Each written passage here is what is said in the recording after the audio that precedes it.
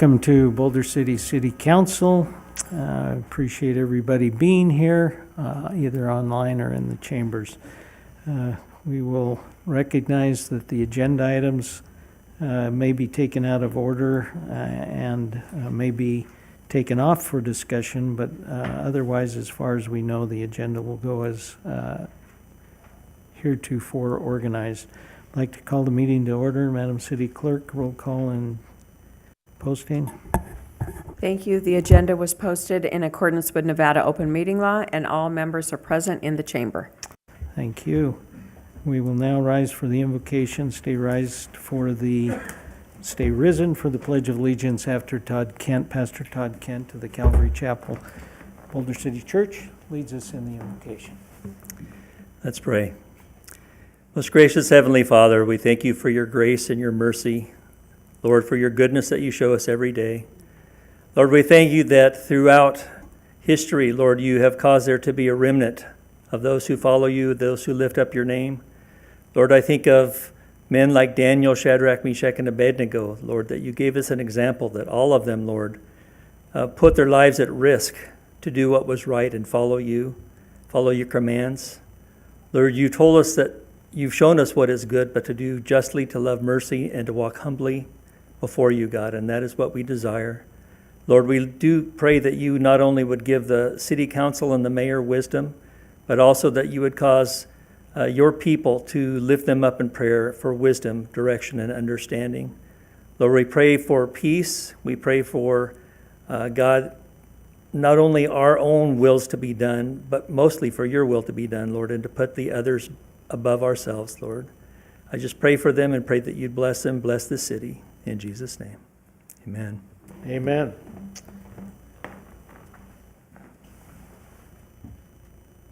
I pledge allegiance to the flag of the United States of America and to the republic for which it stands, one nation, under God, indivisible, with liberty and justice for all.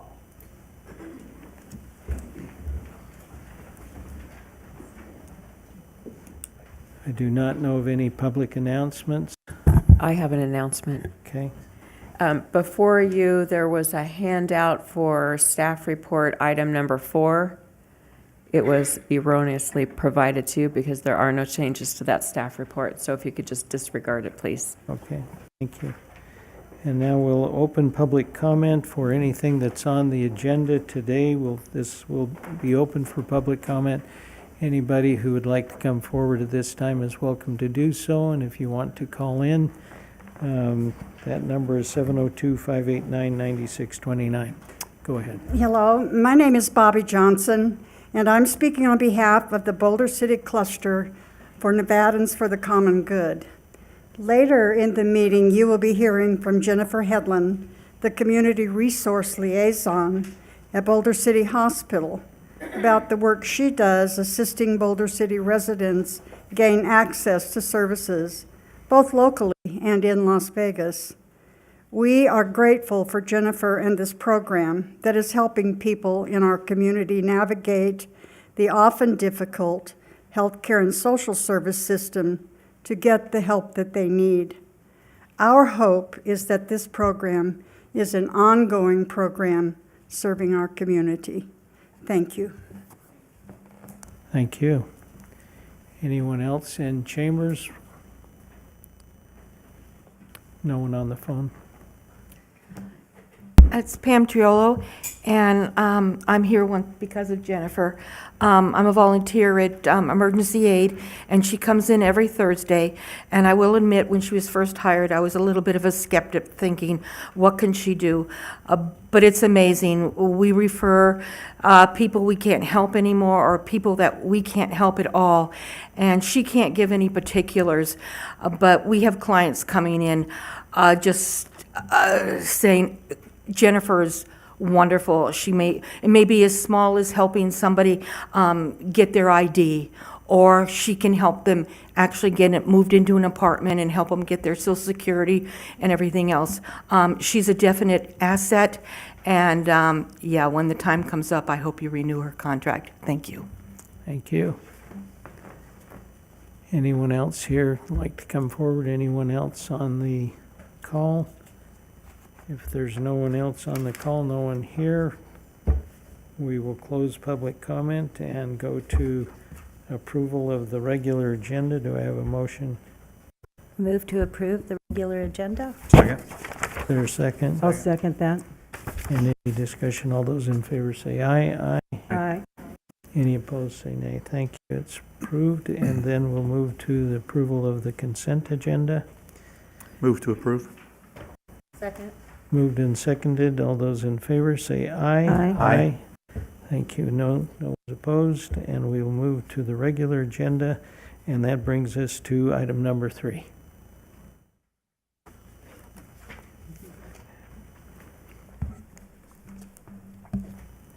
Hello, Mayor, council members, and city staff. Thank you for having me today.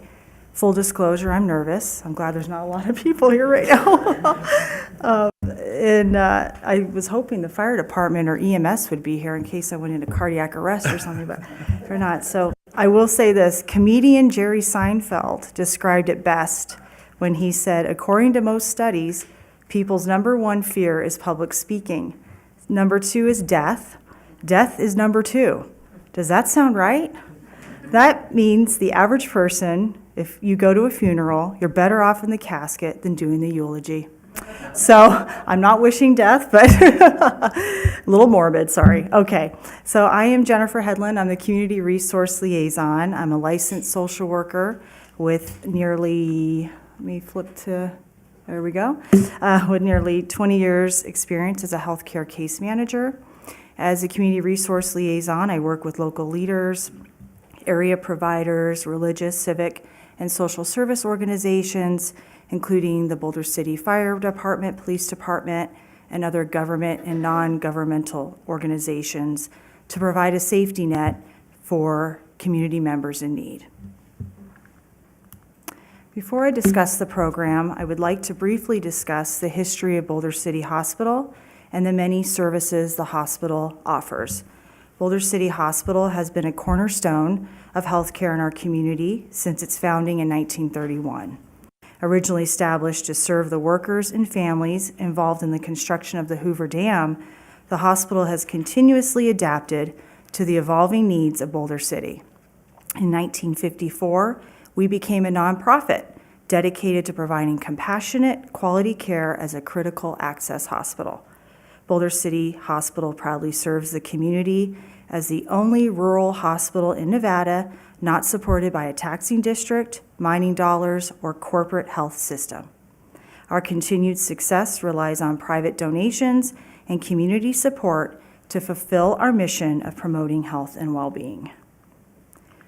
Boulder City Hospital offers several services, including emergency department, acute hospital care, transitional rehabilitation, primary care clinic, outpatient surgery, inpatient and outpatient rehab therapy, MRI, radiology, laboratory, partial hospitalization program, which addresses mental health needs, geriatric behavioral health, long-term care, and the Community Resource Liaison Program, which throughout the presentation I will refer to as CRL. Boulder City Hospital is dedicated to supporting our community through healthcare awareness, education, services, and community resources. In partnership with the City of Boulder City, Nevadans for the Common Good, our CRL program is made possible by a grant through the American Rescue Plan Act. We aim to provide a support network of services addressing issues in our community such as hunger, substance use, housing, homelessness, health equity, access, and mental health. The CRL will address client-specific service needs and assist in navigating complex social service systems so they can access needed services. Connecting clients with resources helps to improve outcomes and enhance the client's overall well-being. The CRL bridges needs with available social services for vulnerable populations. Referrals to the program can come from local nonprofits, city entities like the fire and police departments, or someone can self-refer to the program by calling or emailing. I'll provide my contact information towards the end of the presentation. Oh, and let me add there too, that ongoing case management is provided to help individuals maintain services and supports targeted for those who have higher level of need and necessary to monitor, follow up, and reevaluate their needs. Now I'd like to discuss how this position was identified. Nevadans for the Common Good, NCG, is a nonpartisan group with the goal to improve the life of all Nevadans. The Boulder City Cluster, which consists of the United Methodist Church, St. Andrew Catholic Community, and St. Christopher's Episcopal Church, saw a need for someone to help residents get access to resources. In 2021, NCG met individually and in small groups with over 100 community members, including city leaders, business owners, nonprofit organizations, school principals, teachers, as well as friends and neighbors. And through those conversations, they heard stories of loss, financial insecurity, and limited access to resources.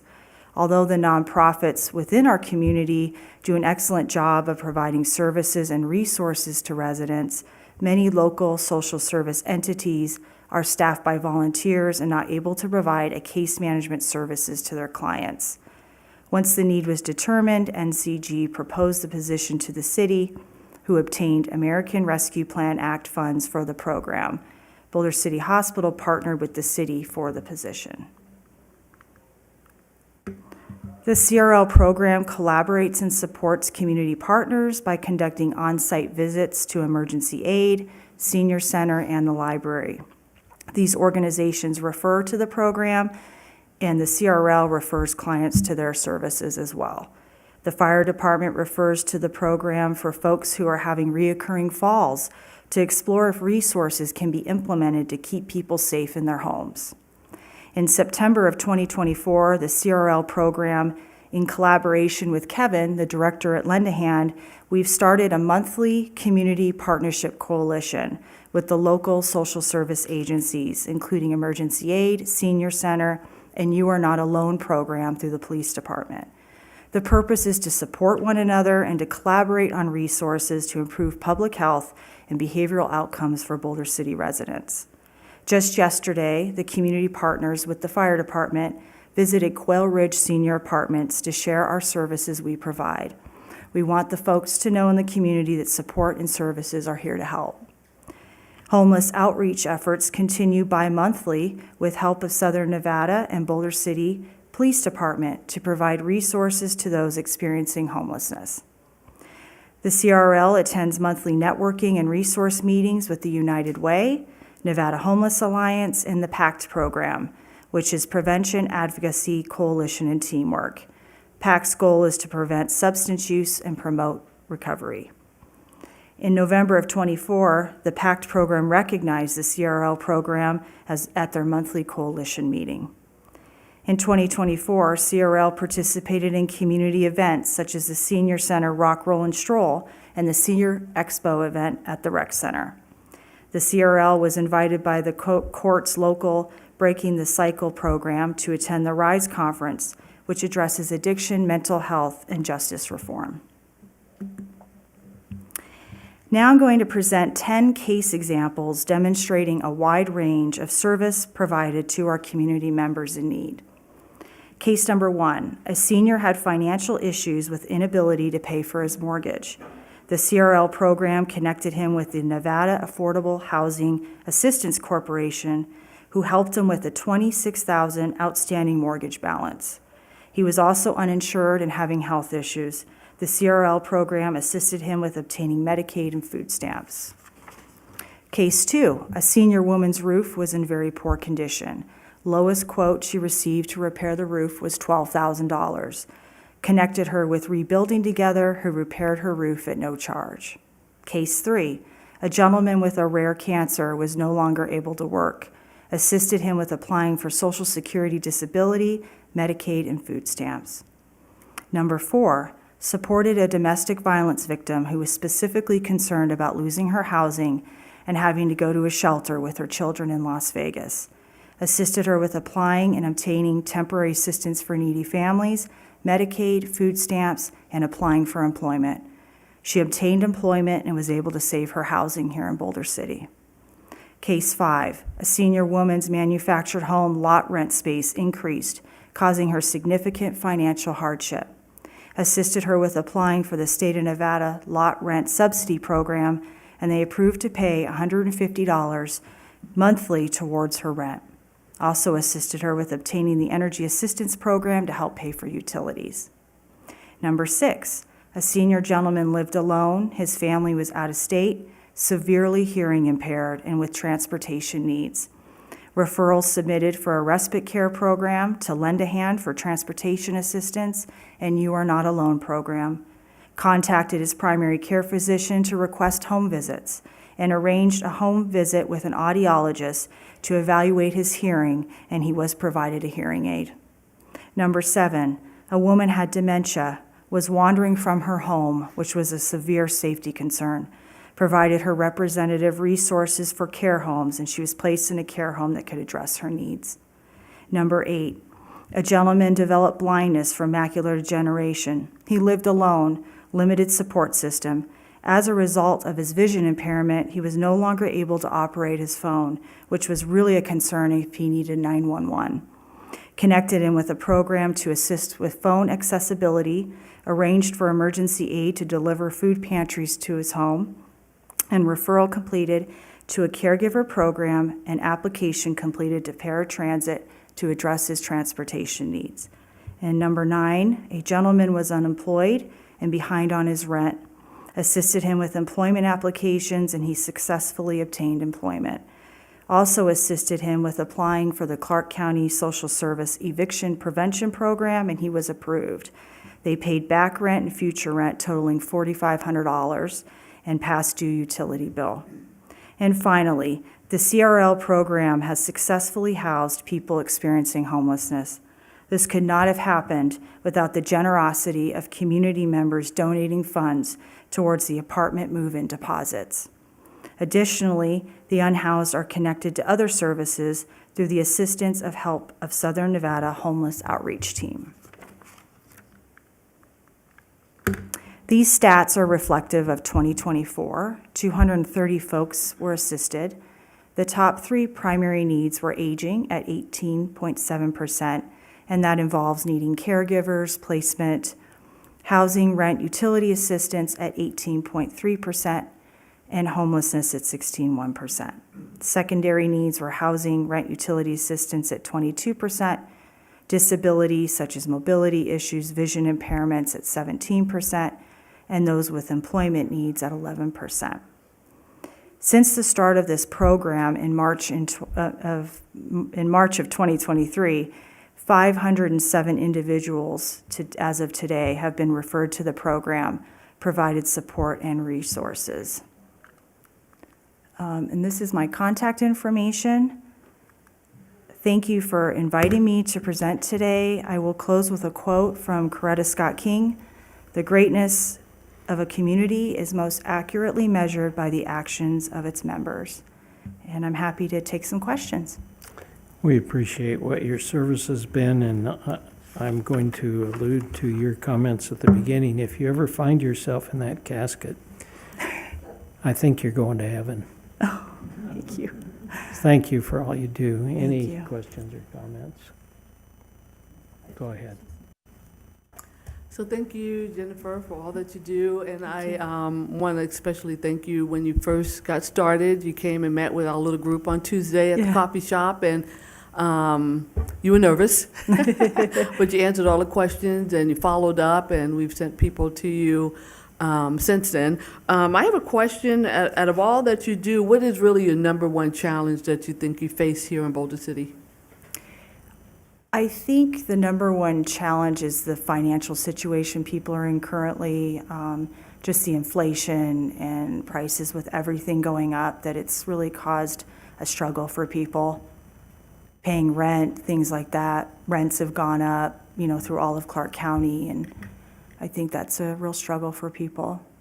Okay, and do they find you through Lend a Hand or emergency aid, or you reach out to them? How are you introduced to them? Kind of all of the above. I get referrals from those organizations, but then I also do the on-site visits there.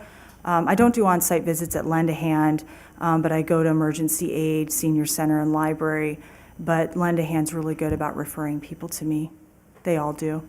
Okay, and lastly, on the homeless front, I've seen a couple homeless people around town.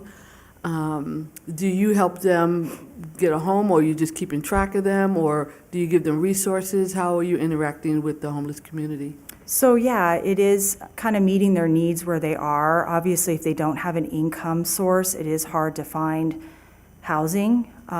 It's nearly impossible, and they don't want to go to the shelters. If they do have an income, whether it's part-time work or Social Security, even that can be a bit of a barrier finding rents affordable to house them. But you have more options that way, like maybe a room for rent and things like that.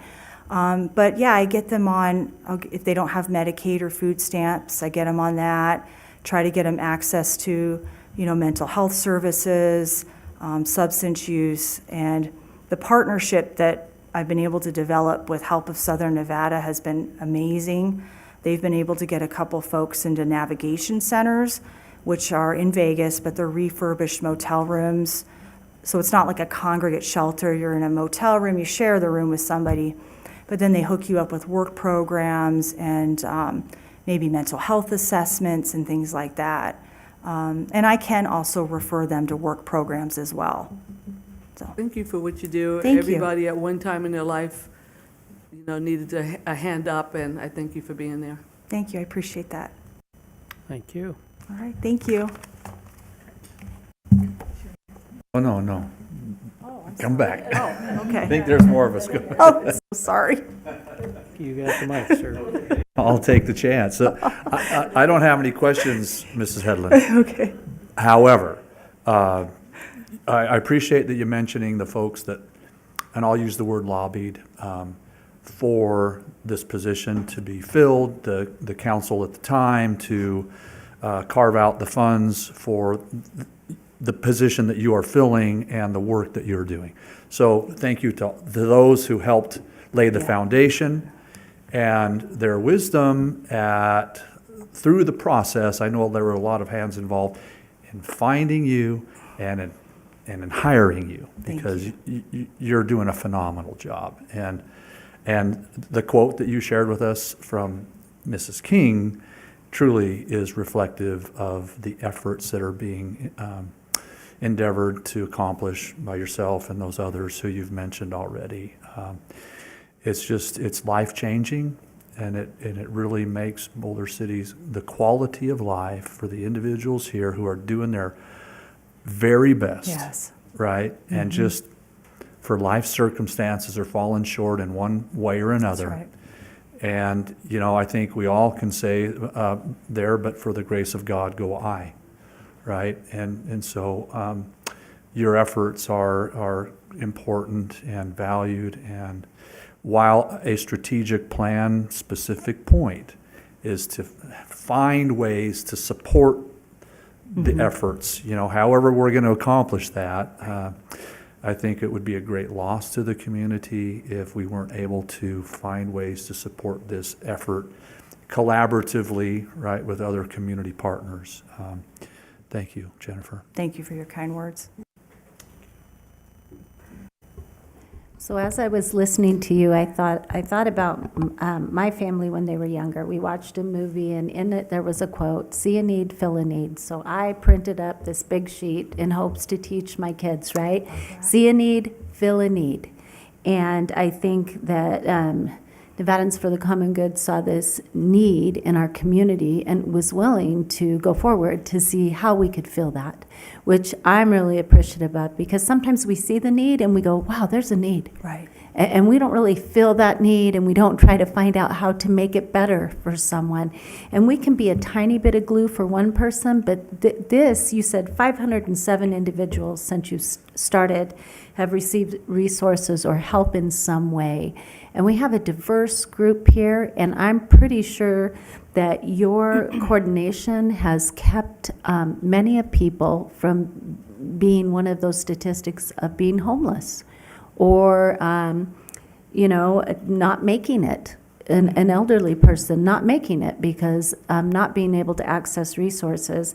And I just have to say kudos to you because I've worked through the social systems of Social Security and things like that with my daughter, and nothing could be more maddening, really, truthfully. And that you will go in and be willing to figure it out and to establish connections with those individuals so that you have probably greater access when, and understanding when you go in to help people, and that you're doing visits on site for some.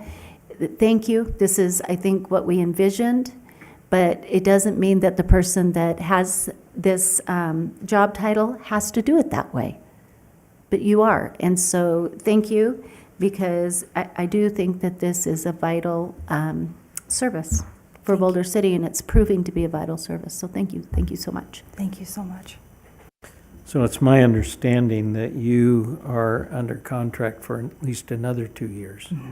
Yes. To answer the question that may have been asked earlier, that we appreciate not only what you do, but who you are. Thank you. You obviously have been not just educated, but you care. And that shows in what you do and the circumstances and the people that you deal with. So we appreciate what you do.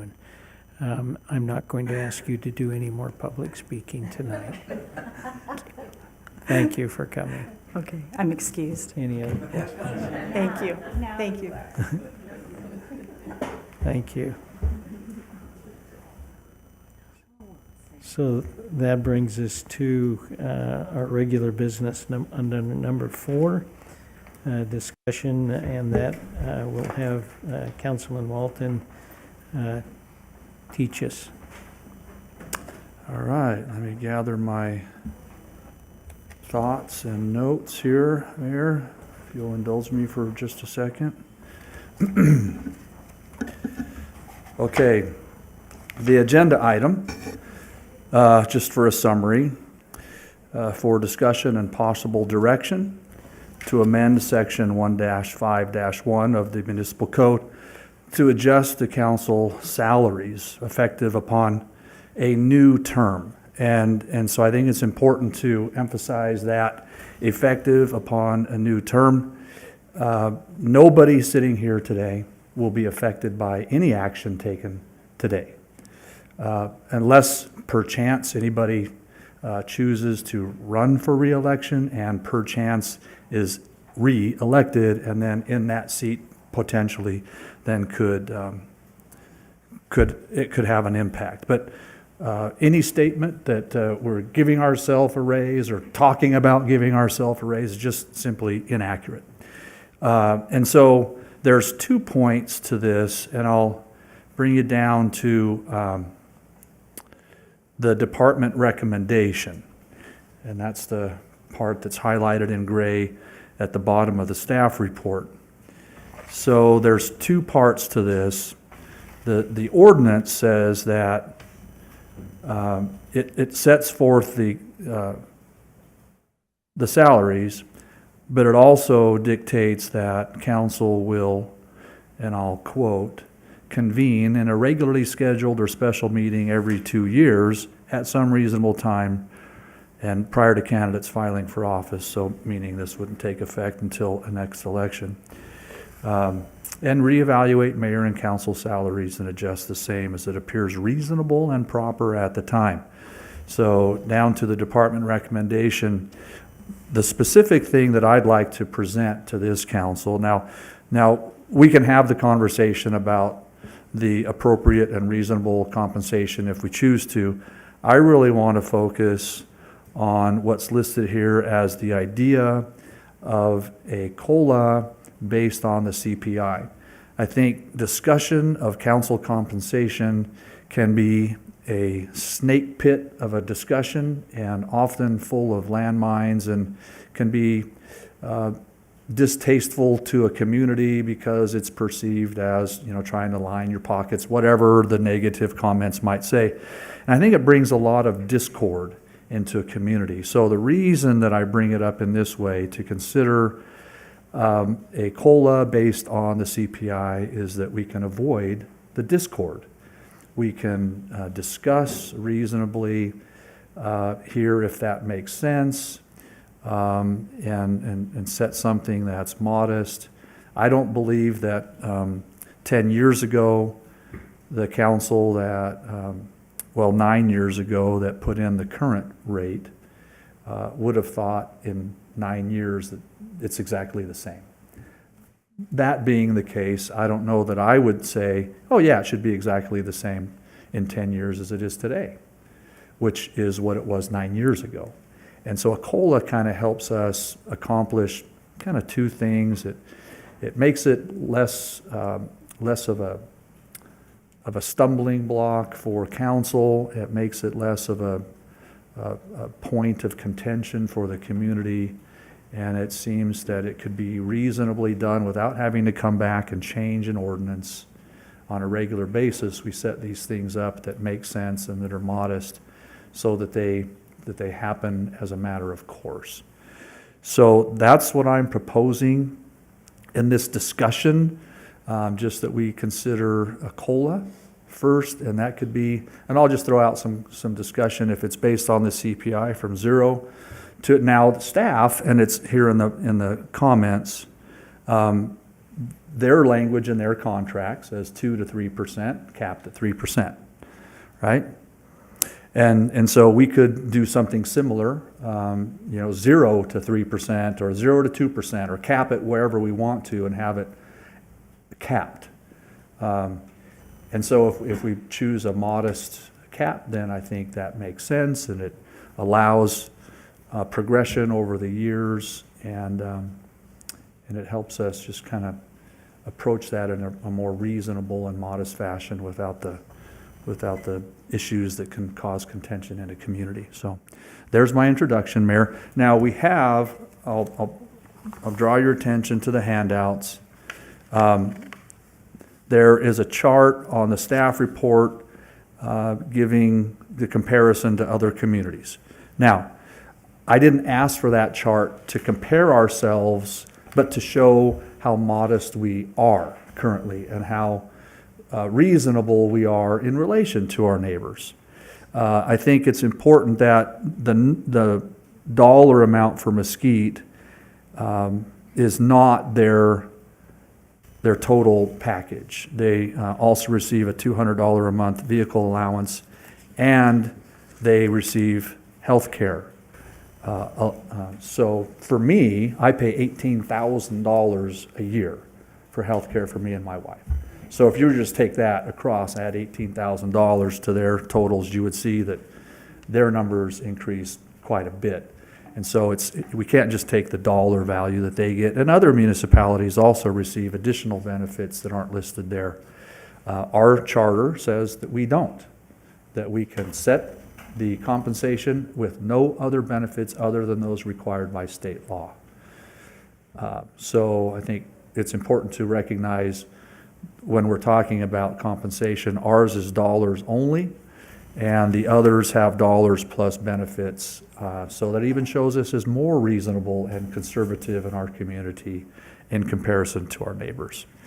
There's also a handout that looks like a chart, if you will, that was given to us by finance.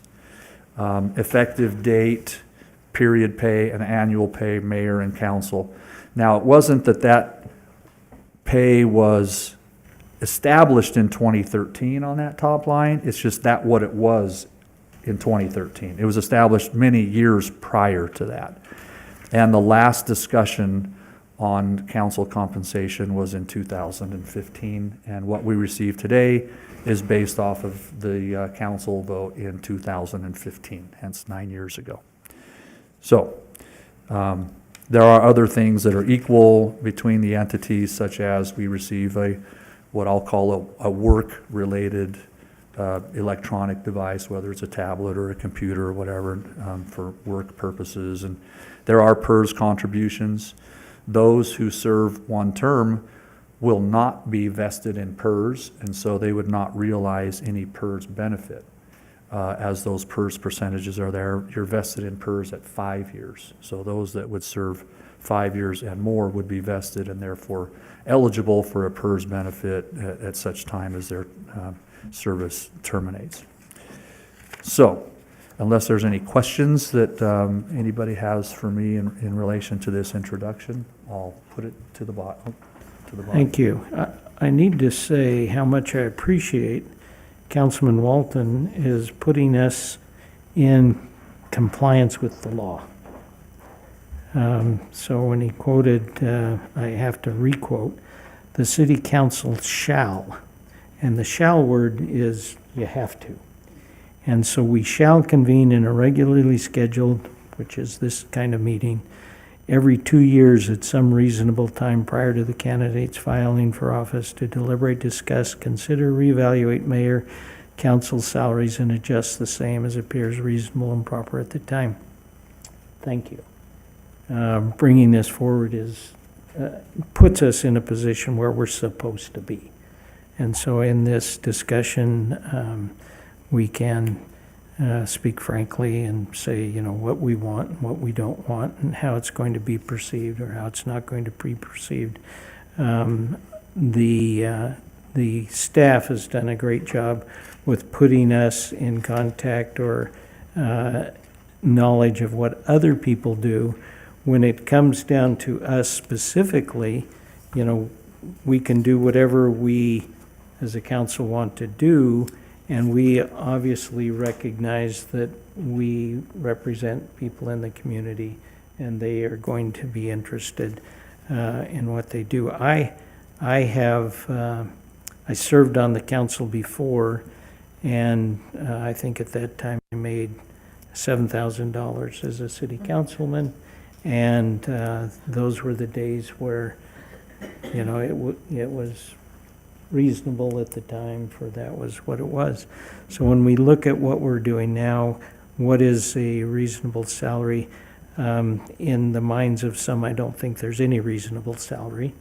In the minds of others, we don't know. But I've been around this block before, and one of the quotes that I think it was so important for me early in my career is the person who said about people who are in public service in a part-time position, that there is no part-time position. This is not a full-time position. It's a all-the-time position. So no matter what we do, where we're at, and how we do it, we have to feel comfortable with representing the city of Boulder City everywhere we go, all the time. And it's a pleasure to be able to talk to people about Boulder City and how we have. So knowing that, I don't think there's any way we can say, well, how do you pay for somebody who's on all the time?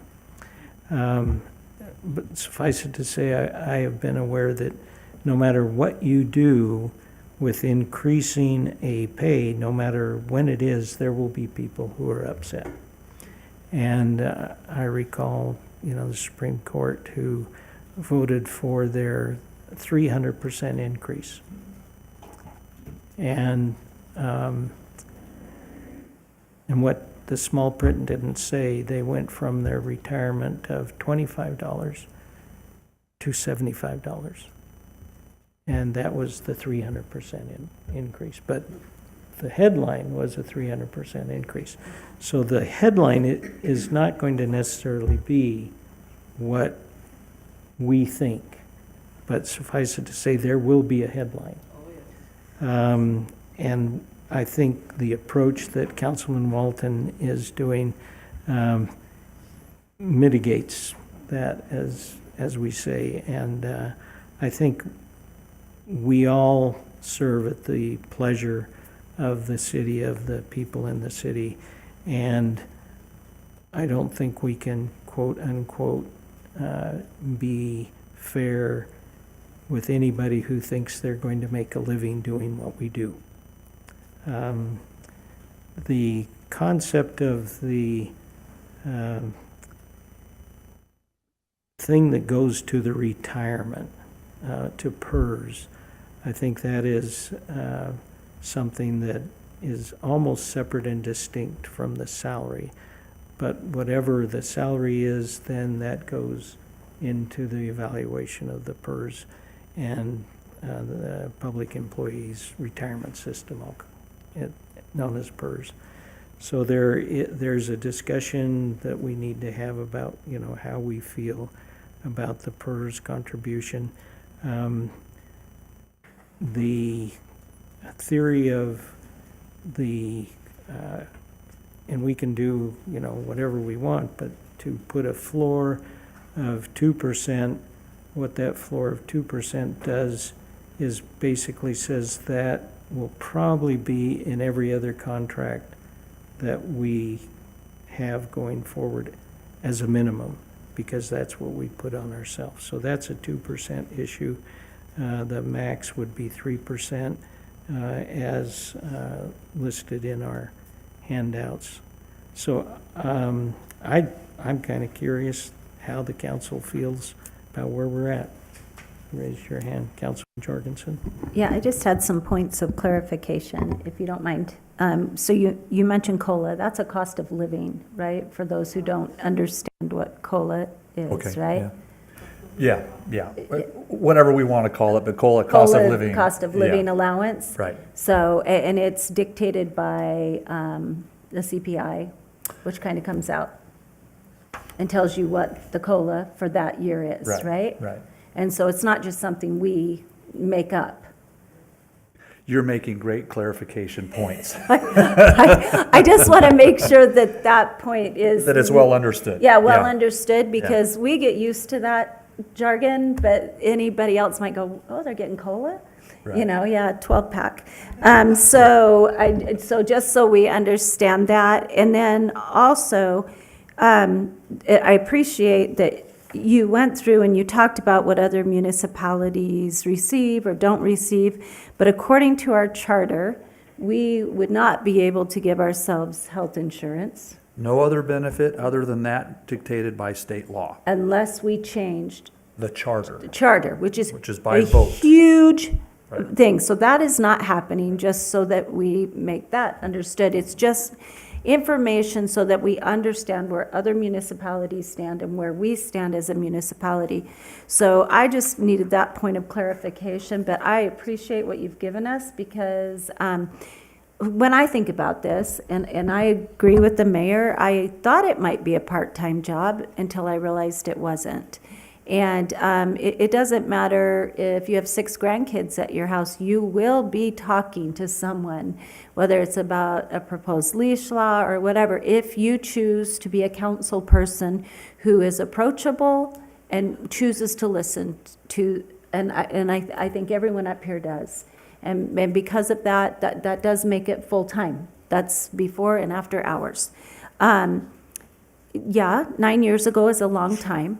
And I can see it, and I have heard from people, and I will say this, and this would not affect me, I just ran, so ta-da. This would not be for me, but what I have heard is that some people who would otherwise choose to run, which could be a great asset for our city, to be honest with you, cannot do it because it just doesn't make sense. I'm not saying we would ever have a salary that, that this would make sense, but I do see that there does need to be, if you're paying $18,000 alone for insurance and you're making 20, good job. That tells me you're doing a lot for 2,000, but so I don't know. Those are some of my thoughts on it when I look at it. I do see other places doing COLA, cost of living. We all know cost of living has changed over 9 years. And so I could see that revisiting it every 2 years was wisdom, but it hasn't been done. So I'm glad it's back. Councilwoman Booth. Being the layperson, I don't know the difference between COLA and CPI. So I don't know if you were suggesting just doing a COLA or a COLA and a CPI. I understand CPI real well, but I'm not sure I understand how COLA would affect it. And I agree, I think having a CPI for me, is a good idea, but I don't know the difference between the two, so could you explain that to me? Is it okay if we ask our city attorney to make that clarification? Yes, Okay. fine with me. Thank you, Mayor and Council. The COLA is the cost of living increase, and how it's measured can be determined by a number of factors. However, council or and usually in a contract, how you decide to measure that. Typical one is CPI, the Consumer Price Index. That's a reliable measure of inflation and what the actual increased costs are to the average consumer. And so a cost of living increase is often calculated by indexing it to the CPI. And so council could model language. There's also language in other city council ordinances that's in the packet you can look at. The city appointed's contract language is included here in the staff report, and it's indexed to CPI with a base of 2 and a ceiling of 3. So even if CPI is less than 2, under the appointed's contracts, the appointed would still receive a 2% adjustment. But if CPI is above 3, the increase would not go above 3. So do all of the employees in Boulder City, is that what they get, between 2 to 3? No. So with the other Boulder City employees, it's a product usually of negotiations that, we have represented employees. They are union. We, by law, have to collectively bargain with those employee groups. And we determine that through negotiations. So CPI is something we absolutely look at when determining what the cost of living adjustment will be. But that's not the only factor. It's a product of negotiation, our past practice, treating all employees equally, that type of thing. So we have had language in the past where the cost of living adjustment was based on CPI with a base and a ceiling, like we have now. But in our most recent contracts, we just did a cost of living adjustment of 3%.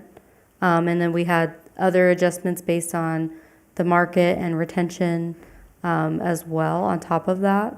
But our cost of living, the last time we negotiated, was 3%. Okay, so the COLA and the CPI are really the same thing, basically. Essentially, Yeah, yes. essentially. Because I really appreciate Mr. Walton, Councilman Walton, bringing this forward, because I'm not in favor of giving a raise at this point in time, but I would be in favor of giving a CPI, because I know just for our secondary insurance, we pay $12,000 a year. So, that would all help and everything, but I think having the CPI and making sure that somebody gets that every year would be really beneficial to city councils coming forward. I think all of us sitting up here would do this job for absolutely nothing because we love our community. I think I can speak for all of us saying that. But I myself am not comfortable doing a raise, but I'm very comfortable doing a CPI adjustment for the city council, and I think that's fair. Yes.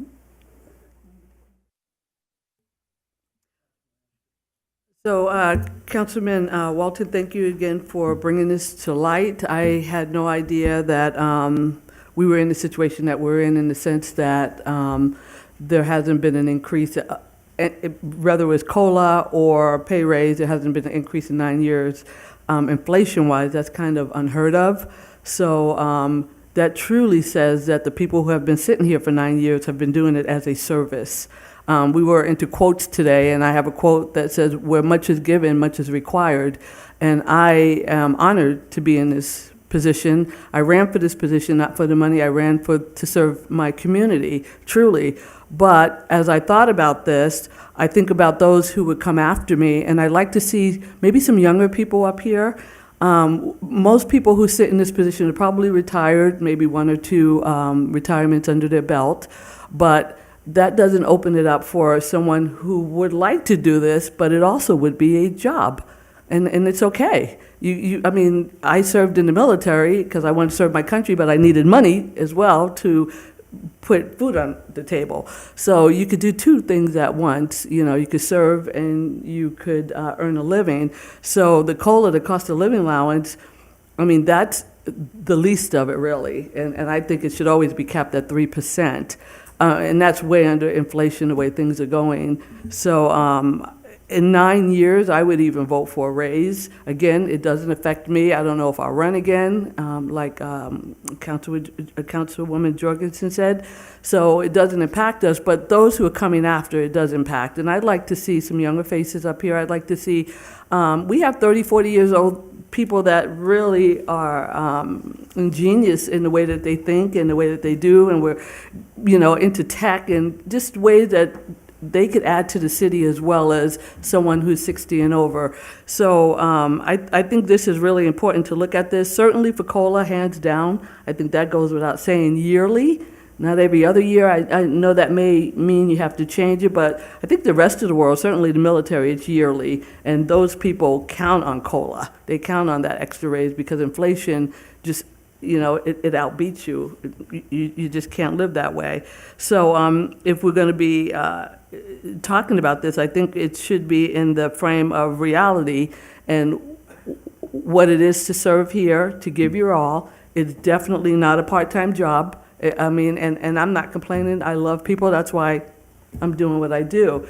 But, you know, just to research the things you have to research and know what CPI is and COLA and all the other things and land allotments. It's just, I think the people of Boulder City have no idea.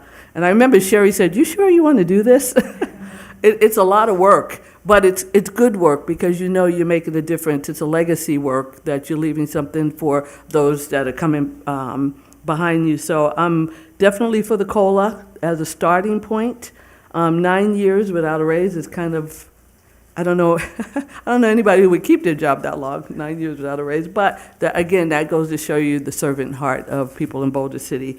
So that's my input for it. I'm not sure on the PERS because I was a FERS employee. I wasn't PERS, so I don't know how that works. But definitely at a minimum, a COLA would be, I mean, that's the least we could do for those who are coming behind us. When we look at CPI historically, what are percentages that you see yearly usually? What do you look at usually? Traditionally, CPI has been anywhere from 1 to 4%. We had one unusual year several years ago that was at 8%, but that was an anomaly. Okay. Okay, that's helpful. Thank you. Yeah, for those who go after me, COLA, I could see cost of living. We could put specific, like the appointed have, if we choose to, at a minimum and a maximum, to make sure that it doesn't go somewhere 8% every year or whatever, you know, if we're not comfortable with that. But, so.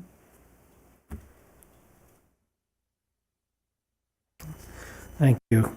I did some math. And if a person has got a salary of $20,000, and someone's going to have to make sure my math's correct, and we do a 0.02 or 2%, that's $400. And if we do that divided by 12 months, that huge raise is $33.33. Probably not enough to get somebody off the dime. So we say, okay, well then let's multiply that in the next year, and we would get all the way up to $34 per month. That would be exciting. And then if we did the next year, we'd get $34.68. Again, and this is the bang for the buck question, and it's a double entendre, I guess, because I don't know that the looking at what we're talking about is actually going to get anybody the benefit that I hear people talking about. So, and I made a decision a long time ago that I'm not going to vote for my own raise. I mean, I like serving and I don't like people mad at me. And yes, I'm not young. I recognized who you're talking about. But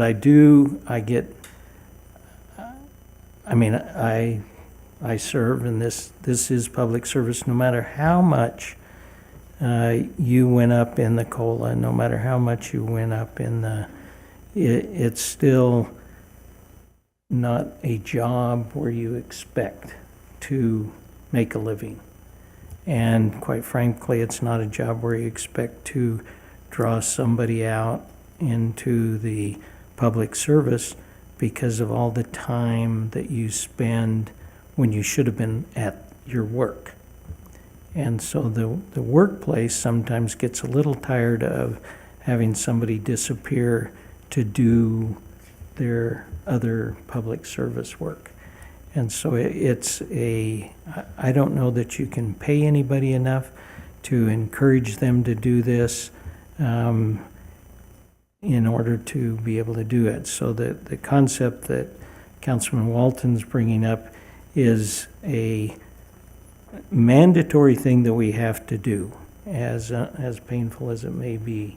It's a mandatory thing that we have to do, and so we have this discussion, and then we say, okay, we're going to do something.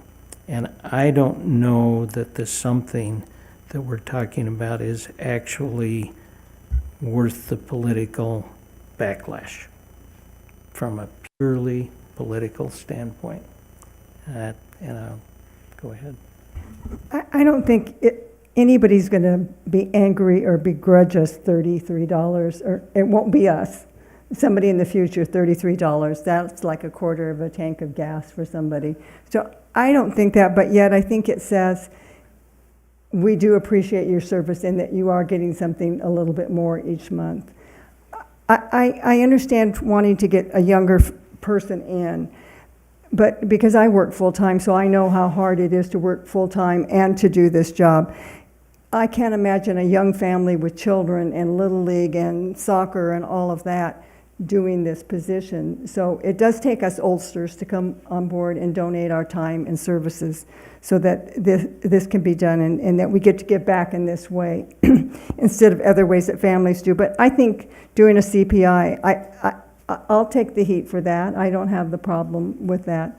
But, or whatever you want to call it, COLA, CPI, I don't have a problem with that at all. And I think if somebody begrudges you $30-some a month, that's sad, kind of, I think. And I don't think we're going to take anything away. None of us are going to reap the benefit of that $30. So I would like to do something, I think, to get the ball rolling in the right direction. That's what all I have to say. Other thoughts? I do have another thought. Okay. So, because the public can't see this chart of what Las Vegas, Henderson, and North Las Vegas make, it is a job. It's a full-time job, I get that. But the council member in Las Vegas is making $98,000 a year. Henderson, $64,000 a year. North Las Vegas, $54,000 a year. And we make $20,000 a year. And Mesquite, $14,000. I'd like to propose, because the last time I looked, 9 years ago, they gave a $10,000 raise, which would bring the city council in Boulder City to $30,000 a year for the next 10 years, which would still be woefully under our counterparts around the state of Nevada. So I propose a $10,000 raise. Again, it won't come to me. I don't know. I may be dead in 4 years. I don't know. It's the next council. But if that's the way it's going to be, COLA, $34. It's a law that needs to be required. So yeah, we do that. But above and beyond that, I think that would be a reasonable service again to raise it $10,000, and you could put a cap on it for the next 9 years because it's been 9 years. Since they got $10,000. So 9 years ago, they were only making $10,000, $13,000, something like that. That's just, it's not so much about the money than the principle. I just think that that's, for the other people coming after us, that may have to, you know, part-time, but still they have a family to raise, and they have health bills, and they have food bills, and they have gas. We don't know, you know, what inflation is going to do. Again, I think that's still way reasonable. I mean, at the lower end of it, to raise that cap to 30,000 for the city council, and whatever the mayor would be, 36. That's still, again, almost 4 times less than what our counterpart over the hill. Yes, they have a bigger community, but they also have a huge staff. So, yeah, I don't know if that's considered or not. Well, and they also, let's see, Mesquite, Henderson, City of Las Vegas, and North Las Vegas get health insurance for themselves and their families. And they probably get So, bonuses. Yeah, and then you've got Mesquite, Henderson, and the City of Las Vegas that get vehicle allowances. Now, I understand Boulder City is very small, so, but there is also so getting around probably doesn't cost a lot of gas, but there is the understanding, we serve on committees that are clear across town. It takes us some time to get there too. So I'm not saying, hey, listen, that we need to make what they're making in these other communities, but I think it is important for us to recognize really where we do sit when we look at the benefits that they receive, that we don't, not that we are going to ask for that, but just, it's not just at face value what you see that their salary is. There are other things that are added to that. I'm not going to receive this, so I mean, I'm not sure. I get worrying how it visually looks to give yourself a raise, but eventually someone's got to be willing to give the next person's coming up, whether it's in 20 years or 30 years, some kind of increase at some point, right? Someone's got to be willing to say, hey, wait a minute, it's been 9 years, and maybe it's worth discussing and saying, really, that's a long time, you know? So I think that's why we're here, really. And it is hard to do it for you politically, for yourself, to talk about it here, because it does not make people happy, but it's not for us, as you have stated. It isn't for us. It's actually thinking of the position at hand and what that means for the position in the future and what it's meant for it in the past. So, Madam City Clerk, are you aware of what happened with the people voting not to give council a extra benefit besides their salary back 9 or 10 years ago?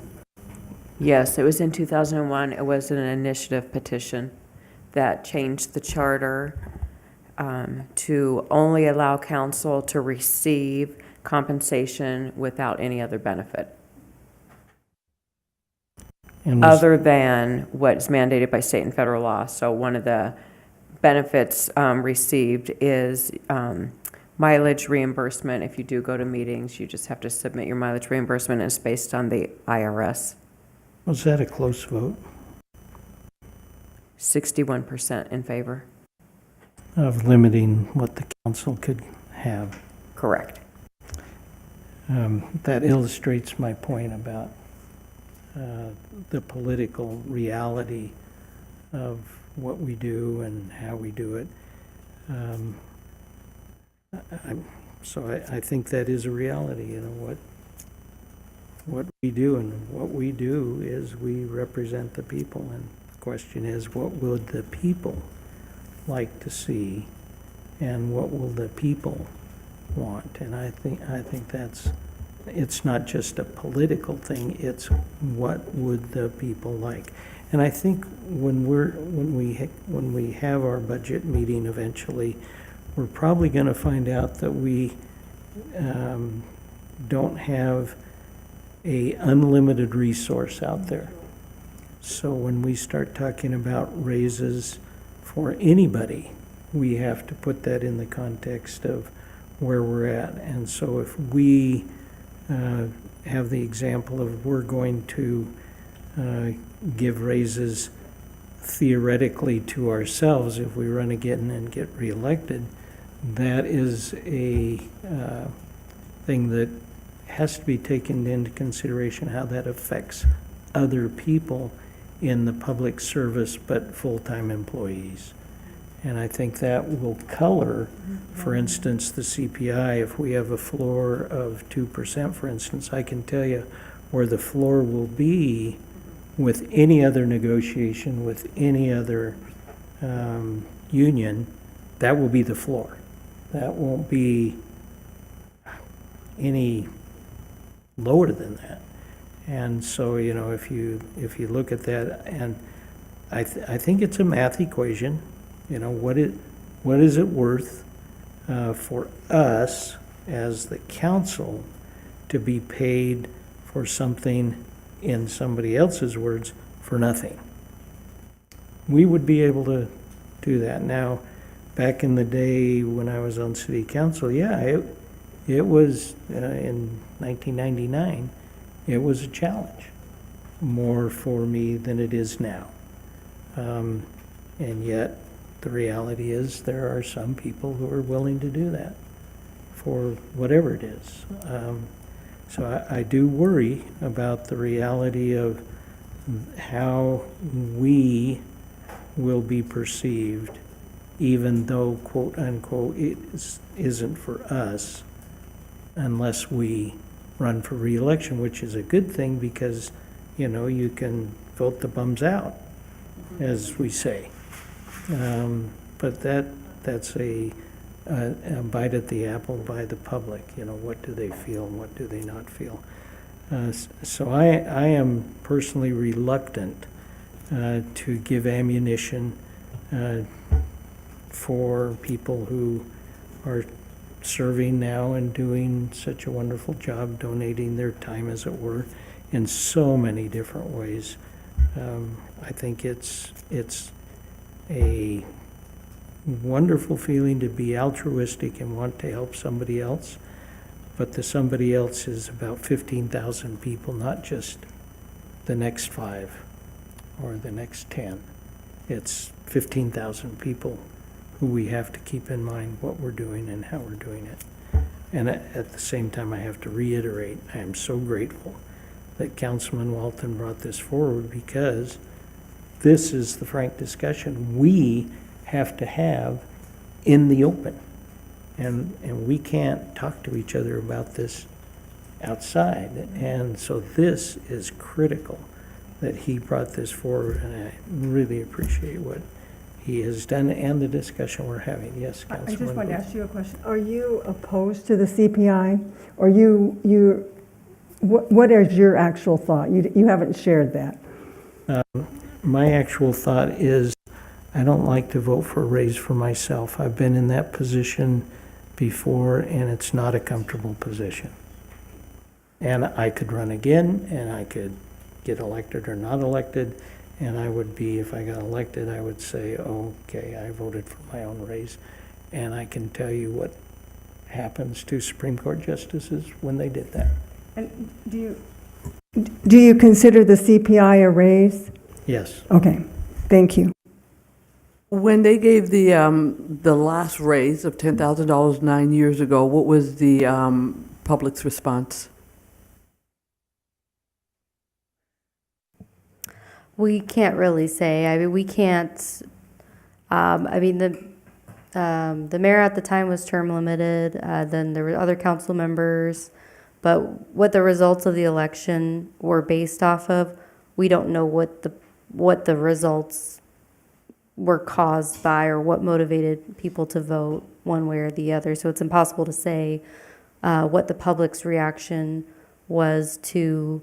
As far as the election results, I mean, I don't know if there were newspaper articles. We haven't seen those. I mean, but it was almost 10 years ago. So, Yes, It's what she's asking is, were the people who voted for it, did they run again, and were they reelected? Question mark. Is that what you're asking?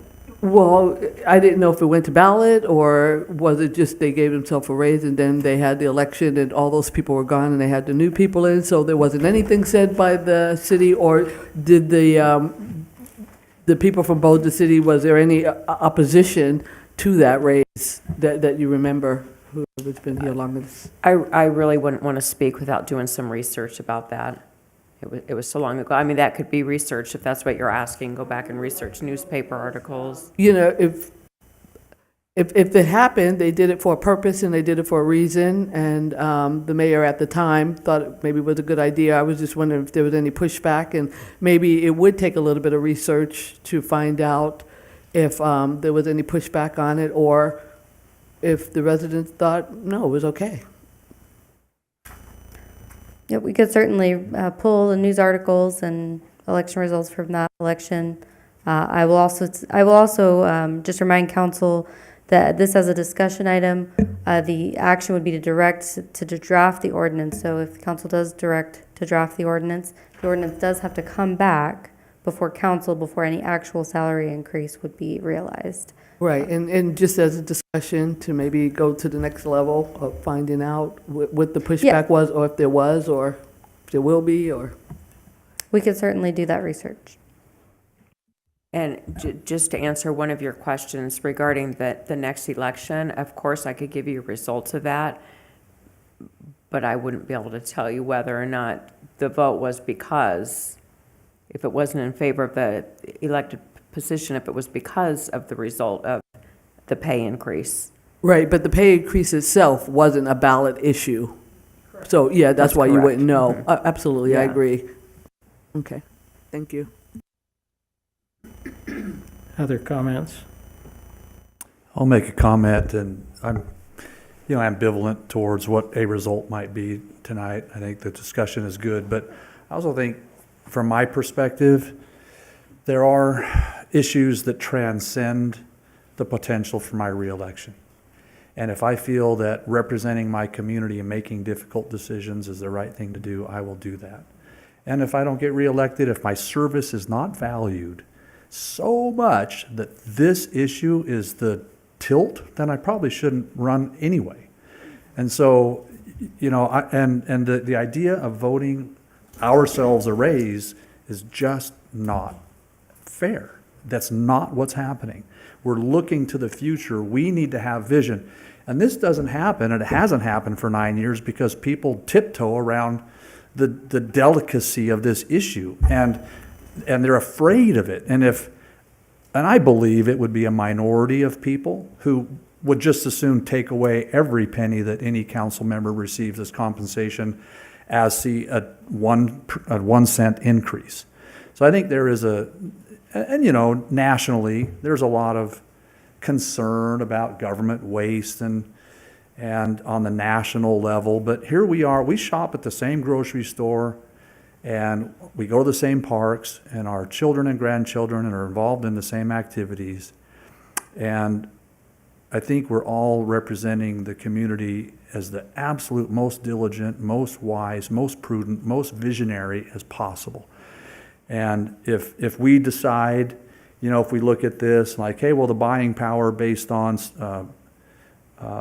inflation is as listed there, $7,000 more or whatever, and we choose to, and that's the deal killer for any of us getting reelected, then, that's, I think, a price that we have to pay for being visionary and looking to the future. And if it's such a small issue that results in that, then, I don't lay, my service in that same, what I would consider a petty reason for not reelecting somebody. Now, if we look like we're being greedy or making a money grab, but again, we can't do that.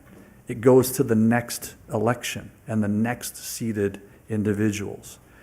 And if it ends up that way, then fine. And so nobody's going to make this. If we're afraid of it, and the people for the last 9 years are afraid of it, and the people for the next 9 years, then what's the point of the ordinance that says reasonable and proper at the time? then just take it away entirely, and nobody will ever have to have the conversation, and we can all, not lay our political future on this conversation. If the group wants to, fine. If the group doesn't want to, fine. And I think it's been well stated that we all serve for a variety of reasons that don't have nothing to do with money. But at some point, we have to say, is it the right thing to do? Is it fair? Is it fair to treat council with such disregard that they don't merit even a little increase ever, and that the political liability is so heavy that you won't be reelected because of it? I just don't put myself in that realm.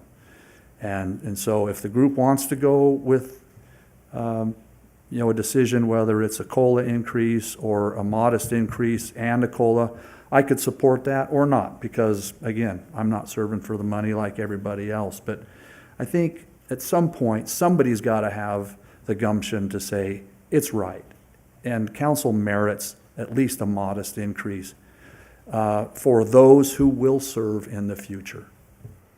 And so that's all I want to say about it. Again, whether we have a motion for anything or not. I'm not it doesn't accepting matter. a motion yet. Can I ask you? I've got to ask a question Okay. of I'll be the saying what? proponent. I don't mean to belittle, but I think if we are trying to quote unquote make this livable for somebody who otherwise couldn't serve, the COLA is worthless. I mean, it's literally worthless. $33 a month. I mean, it's not worth doing.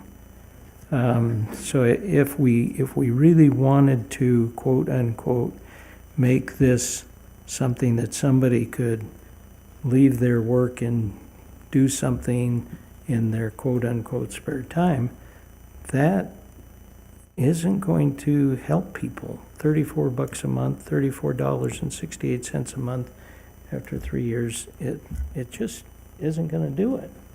So if we wanted to be intellectually honest about getting somebody in, and $20,000 is preventing them from doing it, then what in your heart of heart do you think it needs to be in order for us to attract somebody to run for office? If $20,000 isn't enough, go ahead. Steve, did you? Councilman Walton, sorry. Are you looking for a raise and a COLA? What, or just a COLA? I just presented the issue, and But it's what is your- when I'm you- not putting out I'm having the conversation here. I don't agree, I don't think, with the mayor in his statements, and so I'll say that. Well, I'll So take we'll- $33 a month more. But again, it's not about, I don't believe it's about making a substantive difference so somebody can work part-time at a job and part-time here. It's what is the quote, reasonable and proper that council members who serve could merit. And if we agree that it's nothing, then it's nothing. And it will be nothing forever, because I don't think any council is going to have the gumption to make any change to go forward. And again, we've all stated it. We're all serving for reasons that are not money. And so it's not about us, and there's no impact to us. And a COLA in the next 2 or 3 years may not matter, but in 10 years it will. And nobody will have to have gone through this discussion and call, all sorts of things into question, and then wonder if their political liability won't get them reelected because they're afraid of the fallout. So, I'm not making a motion on this, but I'm just, or making a proposal even. I'm just putting it out there and letting the council have the conversation. If organically there becomes a consensus, then, I can support either way. But And I support what you just said with the COLA, that in a few years it would make a difference. I would take for the third of my gas tank to be filled up monthly. That would be great. So I can do the COLA, I can't do the raise. For one thing, with our budget and everything, and times changing and getting tougher, that I can't see a raise, and I don't see this job ever being a job that somebody can live off of like you can in Las Vegas. But I certainly could do the COLA, and I think it could be beneficial over a period of time for people and increase it that way. So, but I definitely cannot go for a raise. And I would just like to say for the record that I would go for an increase and a COLA, because I think if it's not going to happen again for 10 years, again, I think it's more on the principle, not the money. We all serve, and people who come after us will serve, and even at $10,000, it's not going to attract anybody, but I just think on principle, I would like it, just for the record, the COLA and the increase of $10,000 for the city council position. So if I can understand you, you're saying COLA plus a $10,000 Yes, sir. raise.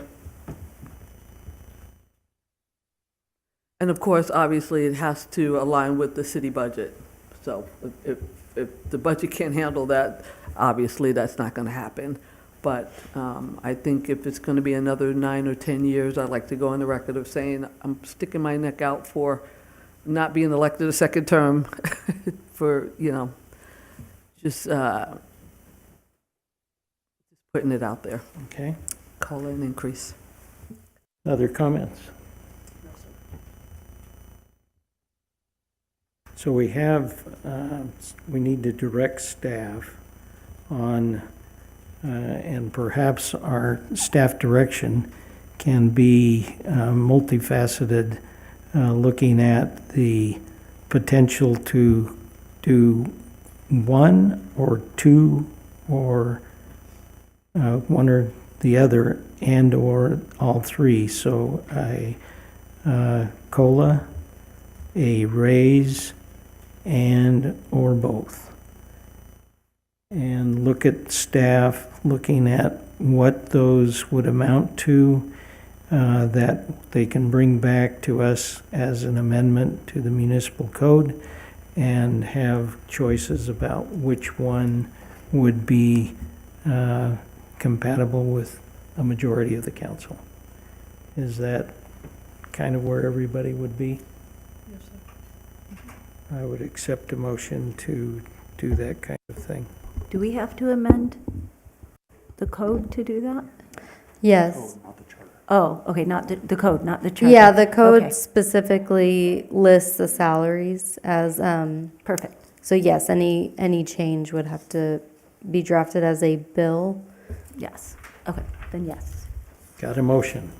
So Did what I is the move? motion? Did you No, I make? just was asking for that clarification so that I could understand. We weren't asking to change the charter, we were just asking to change the.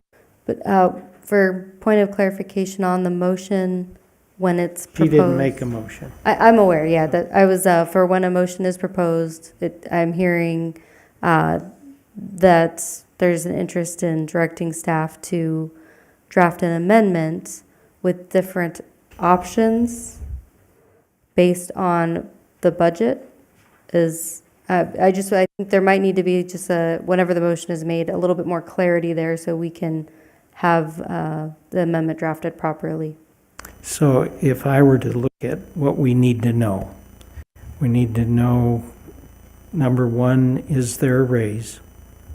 And what the raise would mean to the bottom line of the city at perhaps different levels of that raise. And then a different part of that would be a CPI/COLA,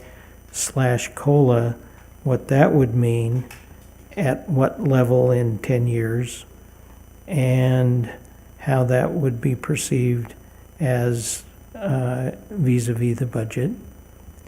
And anybody else want to, but those two things, or both. That's how I would like the staff to be able to come back and iterate what that would be. Mayor, my recommendation is if you want a lot of the background and like the budgetary information, staff should probably be directed to bring that back, and then we would be directed after you have that discussion to determine which ordinance or bill introduction you'd like brought back. Because normally the bill introduction would just be clean based upon what you're saying, either a raise, CPI, raise and CPI, but all of that other information that you really need to get to that determination, I believe, should be staff doing more research and bringing that back to council. Could we- Meaning before we get the, or after? No, but before then you would, Staff needs to do some research on yes, that because as you're, well. if I'm hearing you correctly, you're asking for budget information to do projections on what that means to the budget. So we really need to do some research and bring that back. And then at that point, you could determine whether or not you wanted to vote for or direct staff to bring back a bill for just a pay increase, a bill back that included pay increase and CPI, or just a bill back that was CPI only. So you're capable of doing the research before we have the bill? That's what we should do, yes. Correct. I'd like to make a motion. Good. I make a motion that the council salary be increased by 5,000 and that the mayor's percentage increase accordingly. I think it's 30% higher, is that right? The ordinance says that the mayor's salary is 26,000, which is 30% higher, so So- it could change. So my motion is that council's increased by 5,000 and the mayor's is 30% higher, whatever that number is. And that a COLA be heretofore added from 0 to 3% with a cap of 3%. Effective, of course, upon the next seating of the elected positions. That's my motion. Is there a second? I second. And discussion. This is to direct staff, by the way. This isn't to do anything else. Is there, I'm not in favor of a raise, but I can go ahead and vote on that. okay. So, other discussion. And so I think it's important that you pointed out, Mayor, this will come back to us as a bill for another discussion and vote. This is just direction to staff tonight. Right. And so it is not occurring tonight. So what Councilman Walton is saying, we don't have enough information. Yes. Okay? And staff has a job to do and will come back, and then we will see how that fits into the greater scheme of how we can do everything. Then why are we voting? Is that what it is, or is he asking us to bring back a bill that it states that they would give 5,000, then 30% on top of that for the My mayor? motion is to bring back Yeah. that bill. That bill. Yes. This is to bring back an actual bill, as opposed to just information or discussion on it. Okay, So that is what we're voting on. So we have a bill proposed to have a $5,000 raise for council, 30% more for the mayor, and a COLA with gradations, or Zero. because we would have to vote on, The COLA, and my motion is an annual COLA from 0 to 3% based on CPI, which is what the rest of the bargaining units are based on, and the appointeds, with the floor of 0 and a cap of 3%. okay. And so that's been moved and second, not just to come back, but to actually make that motion to happen. No, it has to come back in bill form for us to The vote. motion is for staff to prepare a bill that would come back to council, which would include a $5,000 salary increase for council, an increase for the mayor 30% higher than the $5,000 increase for council, and a cost of living based on CPI of 0 to 3% effective at the next election. Is that the motion that you envision? That's the motion. Okay. And is that the motion that the second envision? And any other discussion? All those in favor say aye. Aye. All those opposed say nay. Nay. Nay.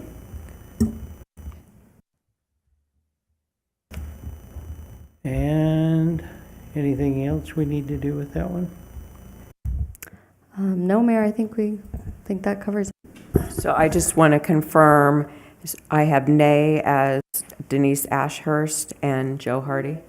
No, Council Booth. And, oh, Booth, I'm sorry, Booth and Hardy. Right. Go ahead. So does that negate, with that coming back as a bill, does it negate what you asked, which was for information to come back on all three of those? We can always provide the council with financial analysis of anything. So we, of course, would provide and could provide along with the bill how that would impact the budget. If you'd like more detailed information, if you'd still like to see different amounts and how that would work, you can certainly make another motion to that effect. But we can always provide financial analysis and when you ask these kinds of questions. So when the bill does come back, we will have the financial analysis included in the packet? Yeah, we can have that for you so you can, of course, I mean, we need to see how that would impact. Right. We can provide that exactly. information. So that when it comes to voting or not voting for that, then we have that information in front of us. Absolutely. Thank you. So for the benefit of anybody who writes about this, we did not vote for the raise. We voted for this to come back when it's fully vetted, and we then would have that ability to vote for what we decide at that time. Correct. So I want to make sure that that's clear out there in case there's a reporter listening. Did I say that out loud? Okay. And that none of us are affected by whatever the action might be. And that's part of the motion. Yeah, absolutely. And that's part of the second. And that's part of the majority vote. What's that? Okay? Yes. Okay. You got that? Whatever you said. All right. It's fine. Thank you. I'd like to thank the council just for a good discussion on that. Yeah. Well, with that said, we will move on to item number 5. Madam City Attorney. Good evening, Mayor and Council. Item number 5 before you is a discussion, update, and possible direction regarding bills introduced during the 2025 legislative session. As you know, the Nevada's 83rd legislative session convened on February 3rd, and per the Nevada Constitution, the legislature must complete its business within 120 calendar days. There are 1,002 bills currently published, and the city is tracking 157 of those bills. Staff is diligently reviewing each bill draft. We're still in the process of reviewing a couple of hundred bill drafts to assess their impact on the city. And we provide a status of legislation chart that's in the packet that provides a summary of each bill that we are tracking, what staff's recommended position is on the bill, neutral, support, or oppose, as well as a priority level so that higher priority bills are tracked more closely. Perhaps we are more involved in the progress of that bill, such as by testifying in committee or meeting with legislators to express our position. And then, so this chart is provided for you for each bill that we're tracking, and we are seeking your concurrence on staff's recommendation. This chart is largely unchanged from what was presented to you in the previous meeting, with the exception of there's about 60 new bills on there. This week is an important week. There is a deadline on Friday. It's the first House committee passage deadline, so any bills that are not exempt, meaning they don't have a fiscal note or are otherwise non-exempt, must pass out of committee in the first House by Friday, and if they do not meet that deadline, they will not move forward. So when I next come back to you with this spreadsheet, we should have all of the bills that we're tracking on here, as well as an update on which bills did not move forward. We're also tracking several amendments, so any bill that is reflected here, we make sure to review any amendments proposed, see if that changes our position, to say a support or even oppose. And we try to track those and ensure that our concerns are being addressed, and any new concerns don't arise when amendments are proposed. So it's quite labor intensive. Our whole staff is on board. Each department is involved in reviewing these bills, and we try to keep the council abreast. And if you have any questions on any individual pieces of legislation, I'm happy to answer them. Go ahead. I just have a question. You say that you're watching them really closely, and you'll go in and kind of say, hey, with Boulder City being as it is, have you been able to carve out any, anything in any of the bills that have been helpful for Boulder City by doing that? We haven't seen anything that they benefit, but we have sought amendments that reduce the negative impact of the legislation as proposed. Also and we good. have been successful at that, and joining with the other municipalities as well, which are largely in the same boat. There were several bills that when they first came out, we were very concerned about the potential impact, especially fiscally, and a lot of those we've worked with the bill sponsor to amend and have reduced that impact. And that update will be on the spreadsheet. When I next present it to you, I will show you which bills have been changed because of an amendment. For example, there was one bill that would have expanded workers' comp protections that are available to members of public safety to civilian law enforcement employees. And the way it was drafted was just extremely broad. It could have applied to any civilian employee, and so we worked with the bill sponsor, and they reduced it to only apply to civilian and law enforcement that investigate crime scenes. And that mitigated our concerns. And so that's an example of one that we were successful in working with the bill sponsor and mitigating.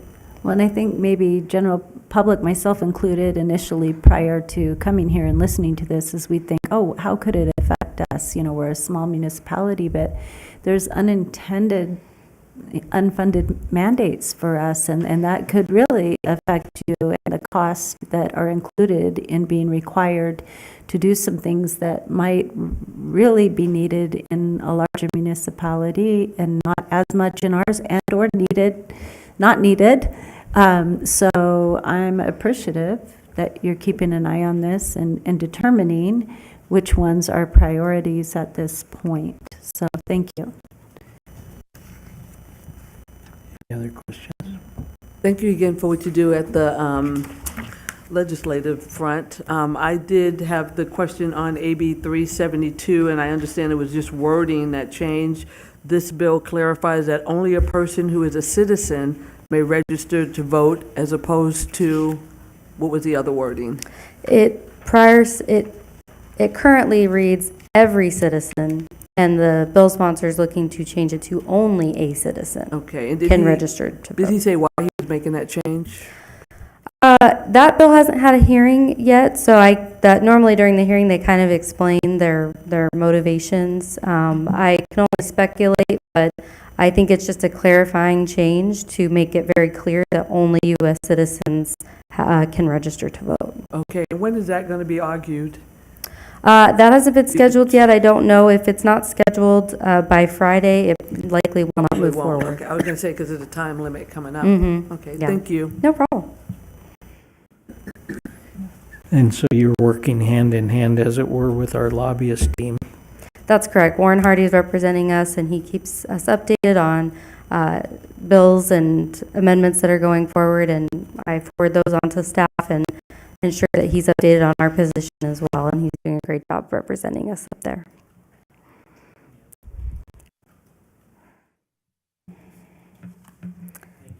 Thank you. Yeah. And we're just looking for concurrence with staff's recommendations. I would accept a motion. I'll make a motion to concur with staff's recommendations on the legislative report. I'll second. Any discussion? All those in favor say aye. Aye. Any opposed? Nay. Unanimous. Thank you. That will bring us to our Easter basket. We will do number 6 on our agenda, where we will appoint a person For the allotment committee, for those people who wonder why we're doing this twice, the mayor is not allowed to hold the receptacle, but is supposed to pull the name. So do I have to do this behind my back? Well, it doesn't say you can't. You could hold it, but if you would like somebody else to hold the jar, but what it does say is that you must actually select the piece of paper out of the jar.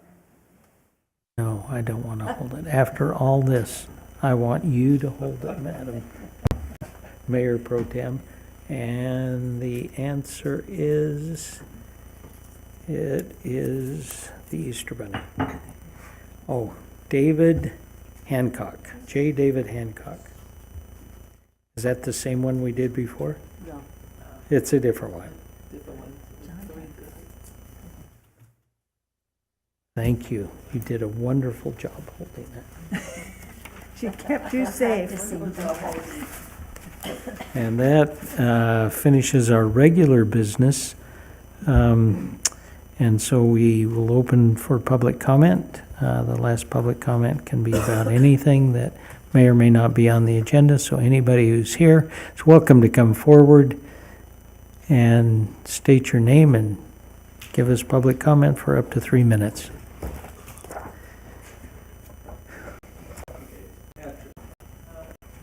She's going to turn it on. Okay. It's Patrick Kwan from on Dorothy, and I've been here about 11 years in Boulder City. And I'd like to talk about number 4, give you some feedback. I think with all the responsibilities that you all have, and I appreciate everything you do, you don't get paid enough as it is. And you got here. And I think at the $20,000, if you put in part-time, you'll make probably $17 an hour. If you work part-time, or you work full-time, you're going to make about $9 an hour. After taxes, you're probably talking about $7 an hour. So I think that you should get $10,000 just because of the work you guys do and the hours you put in. It's you put in way more than 40 hours. It's more like twice that. And I think it's only right that you all should make something comparable to, Henderson, with all the with the new items coming into town, the train museum, the change in downtown, our water, figuring out what we're going to do with the water system, the sewer, and everything else. I think it's only right that you should get a raise. So that's it. I appreciate you. Thank you. Thank you. Anyone on the phone line? 702-589-9629. Yes, good evening, Council. For the record, Fred Volz. A truth of governing is that unaddressed problems and issues rarely vanish on their own. Staff told this council that the city has the money for the new multi-swimming pool complex months ago. Where is the recurring progress report on pool planning and a realistic construction timetable for the public? For over 2 years, the community has been promised an overdue leash law. The last word was a half-baked idea to confine off-leashers to special hours in Veterans Park. Animal Services lacks staff to police this foreseeably unwieldy situation. Every other Clark County city but Boulder has a leash law. Yet this council decreased rather than increased animal abuse penalties and aided breeders in worsening the unwanted animal problem. This community has been nagged about conserving water amidst a steadily deteriorating supply and many dry winters, yet we see no city-led water conservation workshop or comprehensive plan to curtail profligate city facility use. In fact, this council openly violates its own and SNWA's golf course ordinances. Monthly public reporting and tracking water usage numbers by category deserves implementation. Waiting for the legislature to mandate new conservation is not leadership. This council ignores needed reclassification of city golf courses as enterprise funds, charging them retail water rates, and for city staff provided administrative and maintenance expenses. Yet the city's CPA remains silent. However, no problem in crafting sweetheart deals for airport hangar ground lessees and the gun club's ridiculously low-cost, massive land lease. What about making a permanent judge appointment and asking the legislature to combine the two positions in small towns? More council time spent acting on serious business would be appreciated by most community members, and would ask that my comments be added to the record of the meeting verbatim. Thank you. Thank you. Anyone else on the phone? See no one else on the phone, no one here in chambers. I will close public comment and open this up to City Council's report, starting with Councilman Walton, please. Thank you, Mayor. And I'll gather some notes because I do have some interesting information to share today. We had a summary report for the impact of the Convention and Visitors Authority efforts, both on leisure visitation and convention impacts. So I'll share some information just for public knowledge. So there's direct impacts that are from the hotels and the restaurants and so forth that are leisure destinations. And then there's indirect impacts for those services that support them, like vendors and suppliers and things like that. And then there's additional jobs we call induced impacts, when those folks receive their wages in the community and they go out and spend money and they create additional employment. So all of those things combined. And this has been quantified and validated in statistics, 385,330 jobs created. Pretty substantial in that sector of our community. The wages from those three, direct impact and induced, $21.3 billion paid to workers here locally. And the total economic output, meaning the money generated from going to restaurants, from going to shows, from going to the various outlying areas like Boulder City, $87.7 billion. There is no other economy of a similar size in the United States that is as dependent on tourism as Southern Nevada. Therefore, you can see why Southern Nevada had the highest layoff rate during the pandemic years. Very substantial. Now, we're on an upward trend on visitation, but we're not back to pre-pandemic numbers, and I don't know that life will ever return to what it was pre-pandemic. Everything has changed exponentially over time. But we are seeing that visitors are spending more money. So there's a few less, spending more money. So we're coming back in the trending. And so as a member of the board of directors for the Convention and Visitors Authority, we work on policies with the staff there to ensure that we have things that will bring visitation here. As has been mentioned over the past many months, we had the Super Bowl, we have the Oakland A's coming, we have F1, we have the college football playoff championship that's going to be coming. We have additional Final Four and other college basketball and additional college football games. So we're doing that, and then, of course, enhancing the convention space so that we can handle more visitors and so forth. And it's a wonderful committee to be on, so much to learn and so many great peers to work with, both elected officials as well as those from the industry.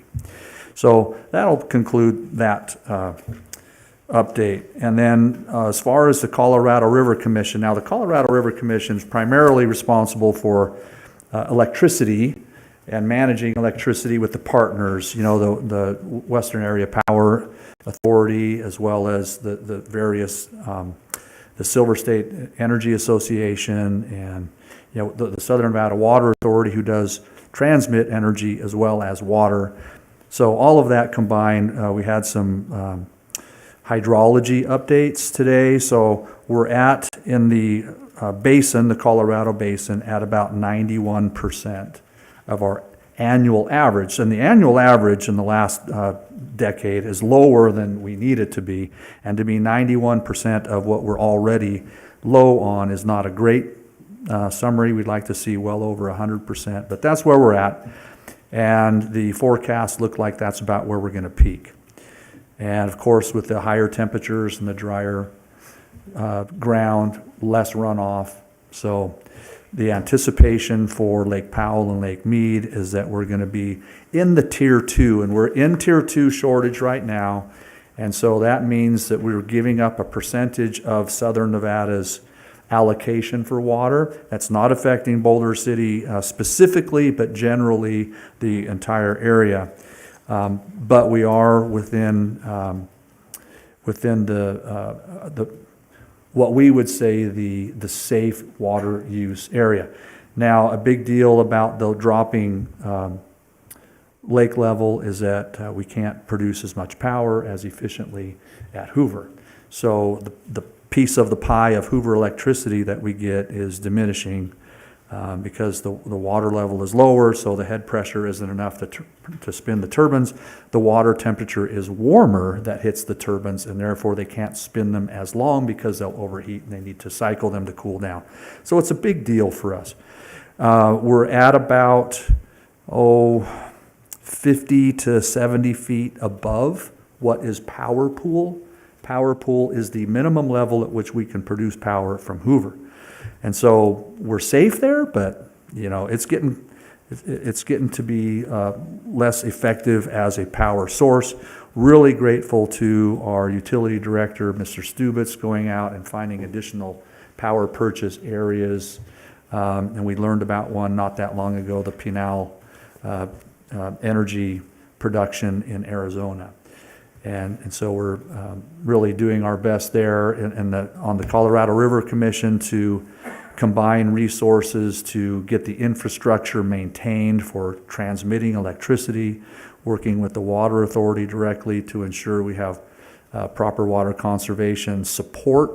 There is incentives for private residences, there's incentive for businesses, there's incentive for converting from evaporative cooling to electric so that we can save water. There's a lot going on with conversion from septic tanks into the sewer because you can recapture the sewer, treat it, send it back to Lake Mead for return flow credits. We are still pending with our feasibility study with SNWA.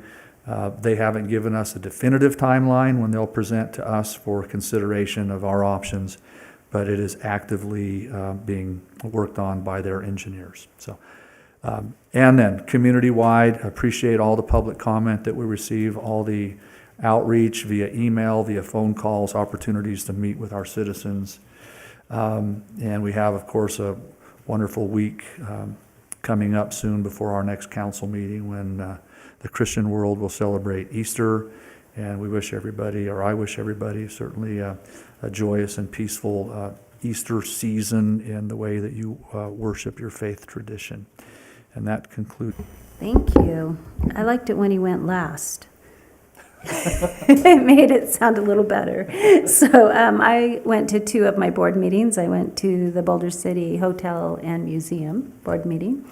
They're doing great. Their percentage for rented out rooms was at 91% and above their average, so that was really great. And they're working on, they call it the Fenton home, but the home that was given to them that we also went in and did the windows on so that it will be ready for its next steps. Also serve on the Debt Commission. That's a very interesting place for me to be. I will report that never once has there been anything from Boulder City on the agenda for more debt. However, all the other municipalities and library, school, everyone else. It's very interesting to see what that looks like for Clark County as a whole. On some positive notes in our community, went to drug court commencement, got to see someone graduate, they call her commence from there to move on to the next steps of I guess, advancement for them as they go forward. I thought it was interesting when the judge said that in our community we have a higher success rate through drug court. And I just, I think that has a lot to do with our community as a whole too, and the support that those individuals receive and how they know that we care about them. Also heard tonight about donations from Jennifer Edlin, from just people in our community to cover cost on apartment move-ins. Of course, those are anonymous to us. We don't know what those are, but they're appreciated. So if you're listening, thank you. And thank you to everyone who quietly makes donations in this community for positive things to happen in our community. And it's many, many, many people.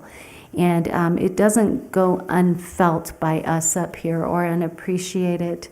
I also saw a really great little, just put together by someone in the community, invited quite a few people, an egg hunt. And I know we do one ourselves, but it was just so nice to see our parks being utilized by people in our community and people willing to go and do something fun and nice for other people. And so it made me happy to live here. Not that I'm not always happy to live here, but extra happy. So. Thank you.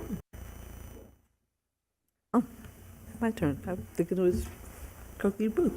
Okay, so I love Boulder City, especially this time of the year when the weather, the allergies have, the wind has blown, I guess, going east or whatever, but it's just a nice time to be out and enjoying Boulder City. I didn't have any commissions or boards to report on this week, but I as well attended the Breaking the Cycle court.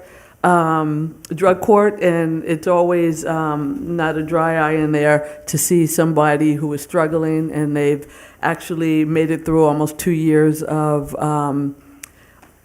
not being addicted to drugs or alcohol, and just seeing their face light up, you know, having a new life, getting started with a new life, and the fact that they invite us to be a part of that is always a highlight. I try to make them as much as I can. And I just want to say thank you to Jennifer for being not part of the Breaking the Cycle, but just breaking the cycle in the city for different things that people are going through here, and that they do have an advocate, somebody to talk to, because I think in this day and age, there's not always somebody to listen. It's always either a robot on the end of a phone, but to have a physical person here in town is a good thing.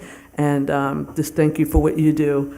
I also wanted to just talk about the few things that are happening around the city. The Best Damn Wine Walk is happening this weekend, and people just come from all over to enjoy Boulder City. Shakespeare in the Park, something that I like, is finally coming to Boulder City, April 26th at Bicentennial Park. And the garden tour, we're known for the hollyhocks. There's a big tradition, and if you go from house to house on a garden tour, they give you plants, they give you seeds. I'm on the tour this year, and I have lots of cuttings, so bring your scissors with you. But the big highlight for me is Easter service, sunrise service, where we celebrate the death and resurrection of my Lord and Savior, Jesus Christ. And it was he who said, love your neighbor as yourself. And we live in a town where our neighbor is not just our next door neighbor, but it's people from around the world, because this is the home of Hoover Dam. And so there's people from all over the world that come here, and if you get out and just walk the streets and shake their hand and just tell them a little about Boulder City, they are so appreciative to say, oh, you live here. And they really enjoy that interaction. So just take the weekend, let it be a stressless weekend for all that's going on in the world, and just enjoy life in the beautiful town that we live in. And I am truly, truly thankful for being here. And I'm always thankful for the staff. I want to say for Michael, We have, I guess you're losing one of your hats. We have a new city manager coming in, and I just want to thank you for all that you've done for me and getting me on board. Every time I call, you're there. Every time I email, you reply. Our weekly meetings, I'm going to miss you, and I know your door is always open because I still need to talk to you, even though I'll be talking to Ned. But thank you for what you do. I see through the emails different staff that are being promoted for Staff of the Month, and I know you're in back of all that. So thank you for what you do for Boulder City, from the Railroad, Historic Committee, your allotment, everything. You just a part of Boulder City that we cannot do without. So I just thank you for your service, and I look forward to working with you. I don't even know what your real hat looks like, but I'm sure I'll learn. But thank you, Michael, for all that you do for Boulder City.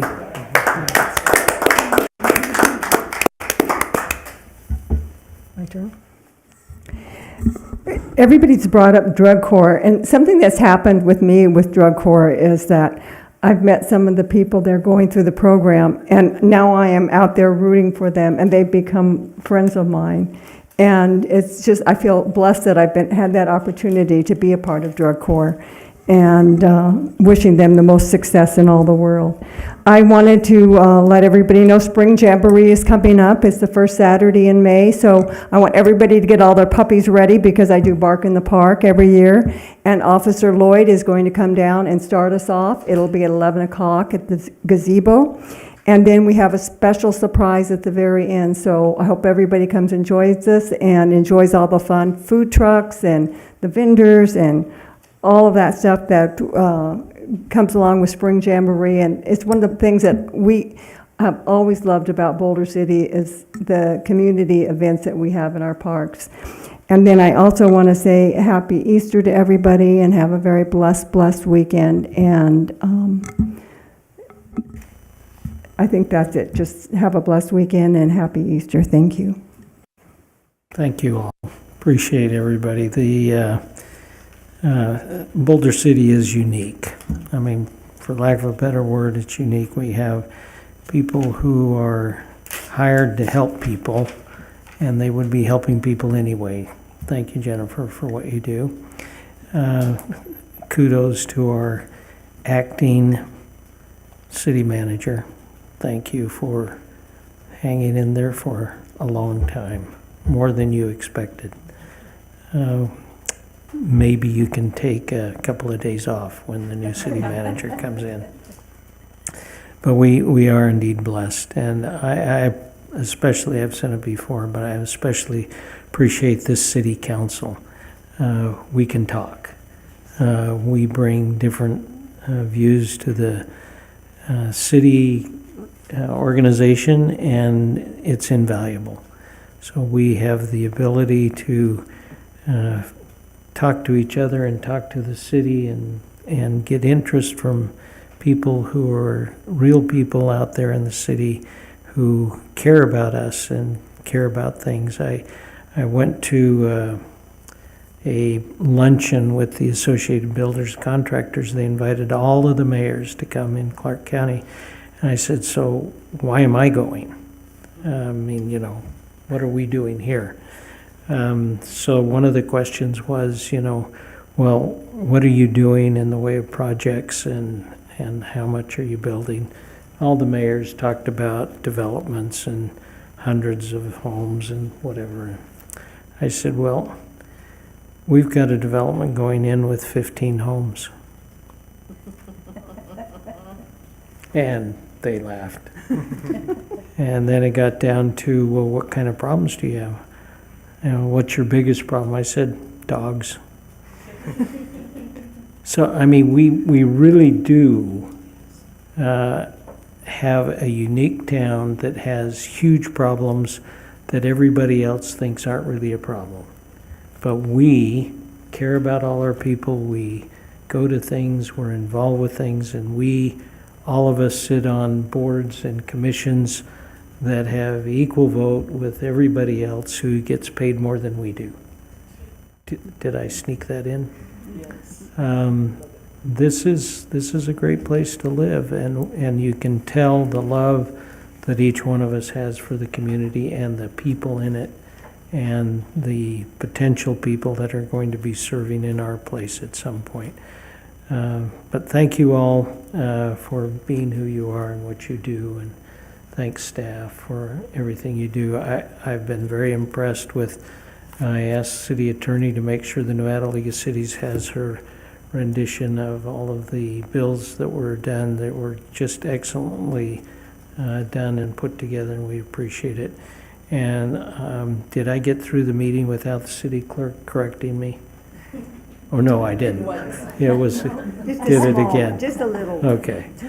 But we appreciate everybody, and with that, the meeting's adjourned.